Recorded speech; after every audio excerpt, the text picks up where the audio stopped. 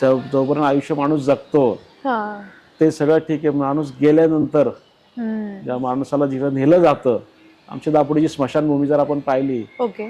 तर एवढं मोठं RCCचं काम एवढं मोठ्या प्रमाणात तिथं केलेलं आहे, परंतु सगळं तिथं नियमांचं उल्लंघन करून काम केलेलं आहे.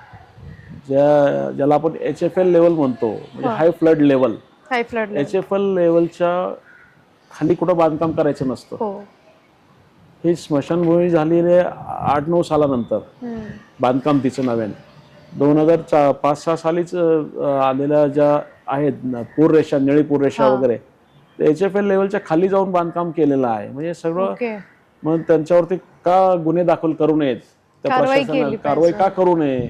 आणि आज पाणी तिथं काय होतं की आजूबाजूला इतके बकालपणा आलेला आहे, गलिच्छपणा, की माणूस गेल्यानंतर तिथे जाण्यासाठी व्यवस्थित रस्ता नाही, स्वच्छता नाही. आणि पावसाळ्यात तर ती स्मशानभूमी पाण्याखालीच असते तिथे. म्हणजे भरावाचा आयटमच त्यावेळेसच्या तत्कालीन जे कोणी असतील त्या सर्वांनी तो भरावाचा आयटमच खाऊन टाकलाय. म्हणजे मेलेल्याचा टाळूवरचं लोणी खाण्याचा तो प्रकार म्हणतो ना, तो प्रकार आमच्याकडे दापोलीत प्रत्यक्षात अनुभवायला मिळतो आपल्याला.